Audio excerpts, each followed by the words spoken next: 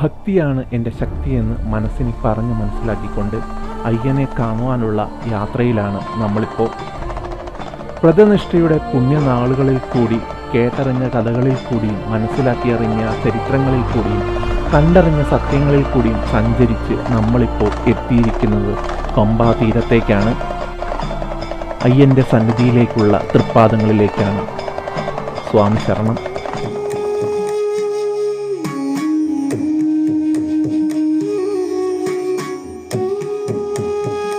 അങ്ങനെ നമ്മൾ പമ്പയിലെത്തിയിരിക്കുകയാണ്.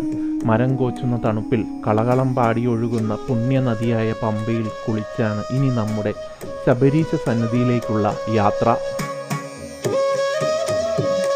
പമ്പയിൽ മുങ്ങി നിവർന്ന് ആദ്യം പമ്പാ ഗണപതിയുടെ സന്നിധിയിലേക്ക്. സകല വിഘ്നങ്ങളും അകറ്റാൻ ഗണപതി ഭഗവാന്റെ തിരുമുന്നിൽ നാളികേരമുടച്ച് ഉപദേവതകളെയും തൊഴുത് കാണിക്കയുമിട്ട് നീലിമല ലക്ഷ്യമാക്കി മുന്നോട്ട്. വ്രതശുദ്ധിയുടെ നാളുകൾ പിന്നിട്ട് ശ്രീഭൂതനാഥന്റെ സൗധത്തിലേക്കുള്ള കഠിനകരമായ മലകയറ്റം ഇവിടെ തുടങ്ങുകയാണ്. പരമ്പരാഗത കാനനപാതയിലെ അഴുതാമേടും കരിമലയും കഴിഞ്ഞ് പിന്നീടെത്തുന്ന ദുഷ്കരമായ ഭാഗമാണ് നീലിമല.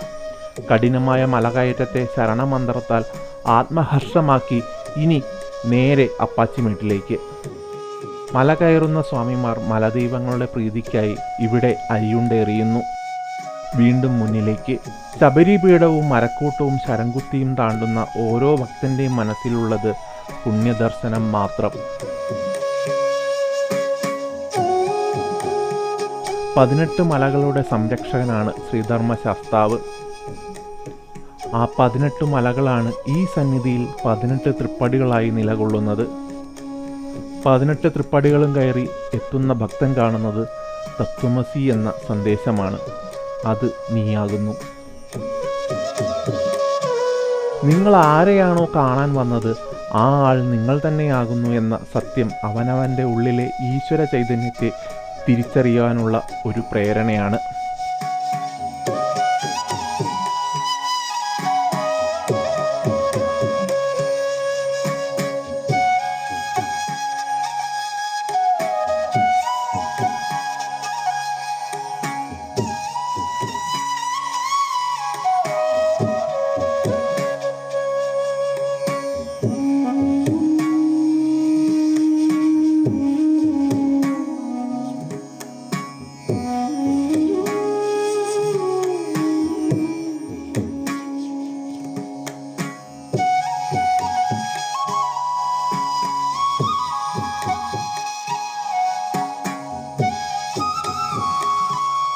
ശ്രീകോവിലിൻ്റെ വടക്ക് ഏകദേശം 200 മീറ്റർ മാറിയാണ് മാളികപ്പുറത്തമ്മയുടെ ക്ഷേത്രം.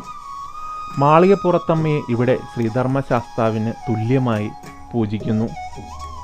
പന്തള രാജവംശത്തിൻ്റെ കുലദേവതയായ മധുരമീനാക്ഷിയെയാണ് ഇവിടെ മാളികപ്പുറത്തമ്മയായി പൂജിക്കുന്നത്. മറ്റുള്ള കഥകളൊക്കെ പിന്നീട് വന്ന വെറും കഥകൾ മാത്രമാണ് എന്ന് ആചാര്യന്മാർ പറയുന്നു. മഞ്ഞൾപ്പൊടിയാണ് ഇവിടുത്തെ പ്രധാന വഴിപാട്. മാളികപ്പുറത്തമ്മയുടെ തൊട്ടടുത്തായി കാണുന്ന ഈ ചെറിയ മണ്ഡപത്തിന് ശബരിമല ശ്രീകോവിലിനൊപ്പം തന്നെ തുല്യ പ്രാധാന്യമുണ്ട്. ഇതാണ് മണിമണ്ഡപം. സ്വാമി അയ്യപ്പൻ പന്തളത്തു നിന്നും ശബരിമല എന്ന ഈ പുണ്യ പൂങ്കാവനത്തിലെത്തി ഈ മണിമണ്ഡപത്തിൽ ജീവസമാധിയായി എന്നാണ് വിശ്വസിക്കുന്നത്. ഈ മണിമണ്ഡപത്തിന് തൊട്ടടുത്തായാണ് പന്തളം രാജാവ് വിശ്രമിക്കുന്നത്. ശബരിമലയിലെ ശ്രീകോവിലിൻ്റെ തുല്യ പ്രാധാന്യം തന്നെയാണ് മണിമണ്ഡപത്തിനും. ഇവിടെ നിന്നുമാണ് മകരവിളക്കുത്സവമായുള്ള 18ാം പടിയിലേക്കുള്ളതും അവസാന നാൾ ശരംകുത്തിയിലേക്കുമുള്ള ഭഗവാന്റെ എഴുന്നള്ളത്ത് നടക്കുന്നത്. ഇപ്പോഴും ചിലരെങ്കിലും വിശ്വസിക്കുന്നത് മാളികപ്പുറത്തമ്മയാണ് ശരംകുത്തി വരെ എഴുന്നള്ളി വരുന്നതെന്നാണ്. എന്നാൽ അത് തികച്ചും തെറ്റാണ് എന്നുള്ളതാണ് വസ്തുത. അയ്യപ്പൻ ഇവിടെ പുണ്യപൂങ്കാവനത്തിൽ ശ്രീധർമ്മശാസ്താവിൽ ലയിച്ചു എന്നുമാണ് ആചാര്യഭാഷ്യം. അതിനാൽ തന്നെ കേരളത്തിലെ ഏക അയ്യപ്പ ക്ഷേത്രവും ശബരിമല തന്നെയാണ്.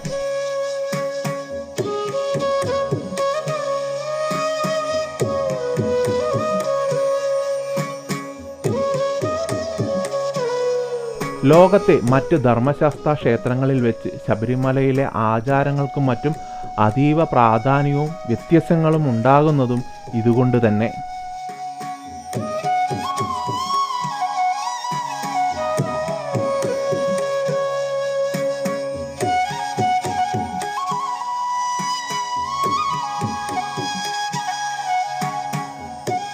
ഇനി നമ്മുടെ ലക്ഷ്യം ഉരക്കുഴി തീർത്ഥമാണ്.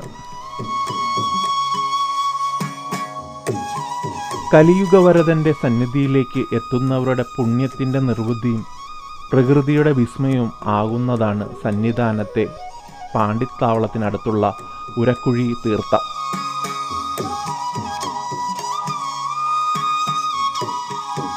പുണ്യപൂങ്കാവനമായ ശബരിമലയുടെ വനാന്തരത്തിൽ ഉറവപ്പെടുന്ന അരുവി ഉരക്കുഴിയിലെത്തുമ്പോൾ കൂടുതൽ ആകർഷണമാവും.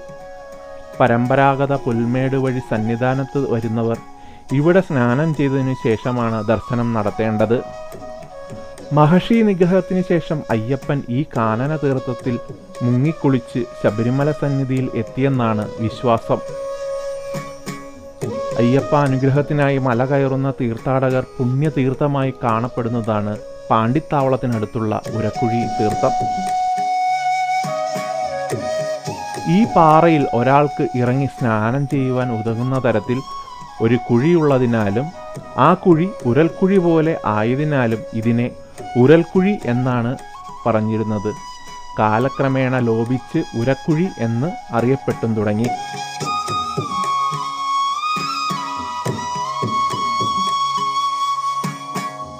പുൽമേട് കാനനപാതയിൽ കൂടി വരുന്ന തീർത്ഥാടകരുടെ എല്ലാ ക്ഷീണങ്ങളും മാറ്റുന്ന പുണ്യപൂങ്കാവനത്തിലെ ഔഷധ തീർത്ഥം കൂടിയാണ് ഇവിടം.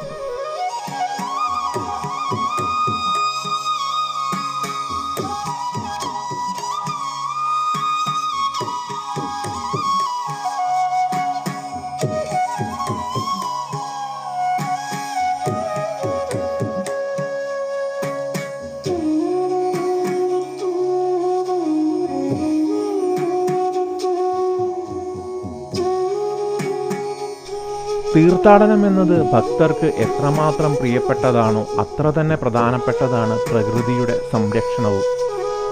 ഭഗവാന്റെ പുണ്യപൂങ്കാവനം കളങ്കമില്ലാത്ത മാലിന്യമില്ലാത്ത പുണ്യപൂങ്കാവനമായി തുടരുവാൻ നമ്മളും പ്രതിജ്ഞാബദ്ധരാണ്.